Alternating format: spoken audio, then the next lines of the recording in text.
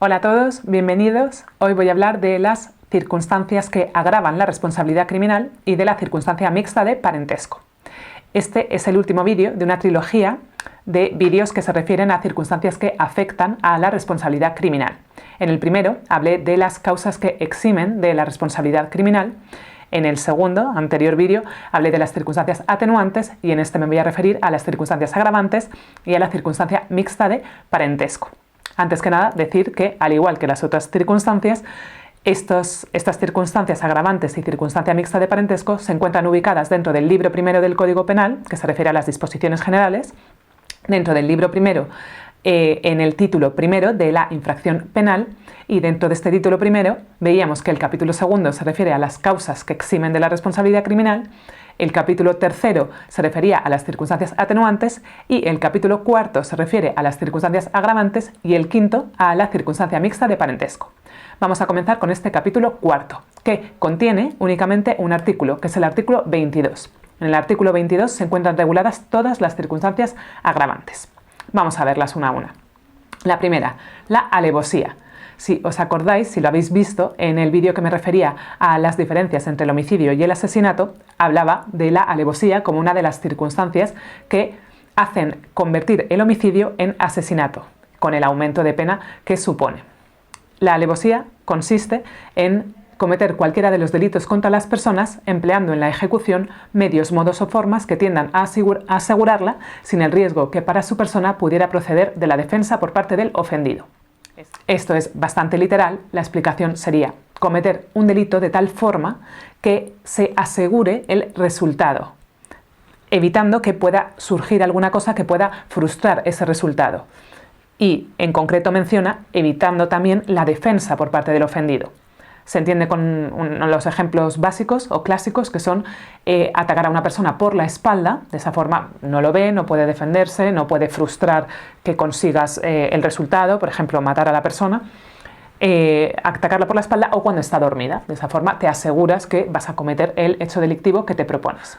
La segunda circunstancia en realidad son varias circunstancias, que son ejecutar el hecho mediante disfraz, sería la primera, o mediante abuso de superioridad, es la segunda, o aprovechando las circunstancias de lugar, tiempo o auxilio de terceras personas que debiliten la defensa del ofendido o faciliten la impunidad del culpable. Vamos a examinarlas una a una. Disfraz.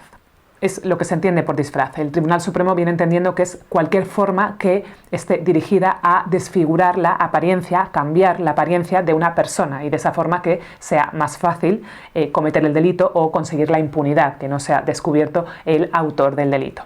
La segunda sería abuso de superioridad. Se trata de una superioridad de tipo físico, viene definiendo el Tribunal Supremo también, es decir, no de tipo jerárquico o de otra índole, tiene que ser de tipo físico, incluyendo dentro del físico, por ejemplo, el que una persona esté armada, de esa persona está en una situación de superioridad, cuando va armada y la otra persona no, o en el caso de que sea una pluralidad de sujetos que ataquen a otro que está solo. En todo caso, hay que examinarlo en el caso concreto y también hay que tener en cuenta que ese abuso de superioridad, esa situación de superioridad no tiene que ser inherente al delito concreto que se cometa. En el caso que ya vaya implícito en el delito concreto, ya no se aplicaría esta agravante porque ya es parte del delito en sí mismo. Y por último, el aprovechamiento de las circunstancias de lugar, tiempo o auxilio de otras personas sería el ejemplo clásico de aprovechamiento de un lugar, sería un lugar solitario, que es más fácil de cometer un delito cuando se está solo, cuando no hay gente que lo ve. De aprovechamiento del tiempo, el ejemplo clásico es hacerlo por la noche con nocturnidad, que también es más fácil, se ve menos, se puede descubrir peor, es más fácil la impunidad del culpable, y de aprovechamiento de otras personas que estén dispuestos a ayudar, es decir, tiene que haber un cierto acuerdo, un plan previo de que el sujeto está digamos, tranquilo o con esa seguridad de que hay personas dispuestas a ayudarle en el caso de que lo necesite a la hora de cometer el delito. La tercera circunstancia es ejecutar el hecho mediante precio, recompensa o promesa. Si habéis visto el vídeo de las diferencias entre homicidio y asesinato, recordaréis que es otra de las circunstancias que son necesarias para que exista asesinato, que convierten el homicidio en asesinato. En este caso, se trata también de una circunstancia agravante genérica, aplicable en principio a todos los delitos. Tiene que haber dos personas, uno el que ofrece ese precio, ese dinero, esa recompensa, y otro el que comete el delito a causa o gracias a esa recompensa, por esa recompensa. Se está refiriendo esta circunstancia agravante al que comete el hecho motivado por ese precio, recompensa o promesa, no al que lo da. El que lo da también puede ser partícipe en ese delito, puede ser considerado inductor en su caso, pero no es el autor del delito al que se le aplica esta circunstancia agravante. Tienen que tener carácter económico, como digo. La siguiente circunstancia agravante, mencionada en el artículo 22, es cometer el hecho por motivos racistas, antisemitas u otra clase de discriminación relativa a una serie de circunstancias que menciona este artículo 22, como ideología, religión, creencias, etnia, raza, nación, sexo, orientación sexual, identidad sexual, enfermedad, discapacidad. Y dice al final que independientemente de que efectivamente la persona tenga esa cualidad o no. Es decir, si una persona comete un delito contra otra porque cree que es homosexual, aunque luego no lo fuera, esa persona va a ser condenada con esta circunstancia agravante, se agravará su responsabilidad criminal ya que ha cometido el hecho por ese motivo, aunque finalmente no fuera homosexual.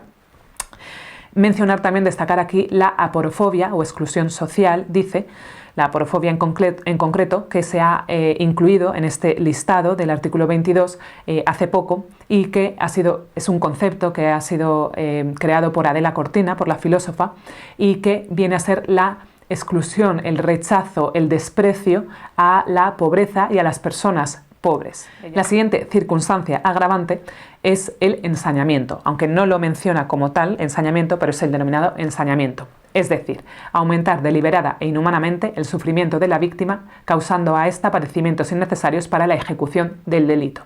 Es decir, son los denominados males gratuitos, males de lujo, por el simple placer de hacer daño. Una persona quiere cometer un delito y, a pesar de no ser necesario causar ese daño, se aumenta el daño de la persona porque sí, sin otra motivación que aumentar ese sufrimiento del sujeto pasivo del delito.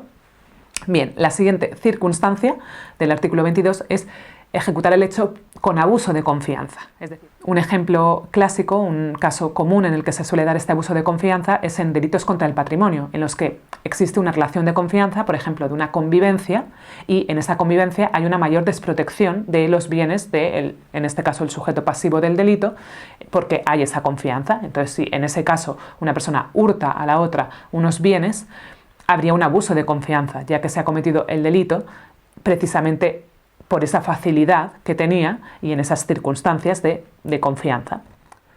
La siguiente circunstancia agravante es prevalerse del carácter público que tiene el autor. Es decir, tiene que ser una persona que tenga atribuidas funciones públicas y que precisamente por tener esas funciones públicas tiene una mayor facilidad o una posición que no tendría en el caso de no tener esas funciones públicas, que le facilita, que le permite cometer un hecho delictivo. Y por último, la última circunstancia de este artículo 22 es ser reincidente. ¿Cuándo se es reincidente? El propio artículo 22 lo explica y es cuando se comete un delito, cuando la persona ya ha sido condenada ejecutoriamente por otro delito, siempre que ese otro delito sea de la misma naturaleza que el que se ha cometido nuevamente y que se encuentra regulado en el mismo título del Código Penal. Es decir, no cuando se trata de delitos completamente independientes. Ahí no habría una reincidencia. Pero si se comete un hurto y luego se vuelve a cometer un hurto después de haber sido condenado, habría una reincidencia. Se excluye para la reincidencia que se trate de unos antecedentes penales que ya estén cancelados o que deberían haberlo sido. Es decir, que por cualquier error no se hayan cancelado sus antecedentes penales, pero que deberían estar cancelados. O que se trate de delitos leves, es decir, si el sujeto había cometido previamente un delito leve, ese delito leve no va a computar para la reincidencia y no se aplicará esta circunstancia agravante. Y por último, añade este artículo 22 que las condenas firmes de los jueces y tribunales de otros Estados miembros de la Unión Europea también entran en juego a la hora de aplicar esta reincidencia. Es decir, también valdría si el sujeto ha sido condenado por otro juez o tribunal de otro Estado miembro de la Unión Europea, siempre que los antecedentes no hayan sido cancelados o que debieran haberlo sido. Por último, vamos a ver la circunstancia mixta de parentesco. se encuentra ubicada en el capítulo 5 de este título primero del libro primero del Código Penal, en concreto en el artículo 23. Este artículo dice que es circunstancia que puede agravar o atenuar la responsabilidad, según la naturaleza, motivos y efectos del delito, el ser o haber sido el agraviado, cónyuge o estar o haber estado ligado por una análoga relación de afectividad, es decir, parejas de hecho, estén o no inscritas, es decir, que tengan una relación análoga a la conyugal, o el ser ascendiente, descendiente o hermano por naturaleza o adopción del autor del delito o de su cónyuge o conviviente. ¿Qué quiere decir esta circunstancia? ¿Qué quiere decir este artículo 23?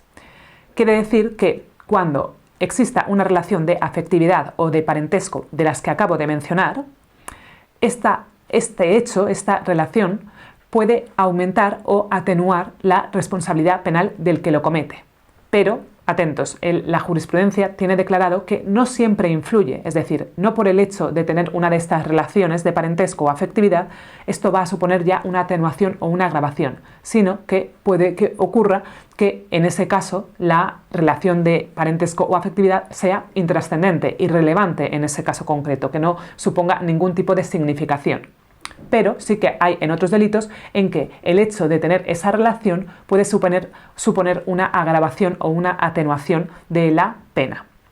Por ejemplo, por regla general, la jurisprudencia tiene entendido que es una agravante esta circunstancia de parentesco en los delitos contra la libertad sexual y, sin embargo, lo considera como atenuante en los delitos contra el honor.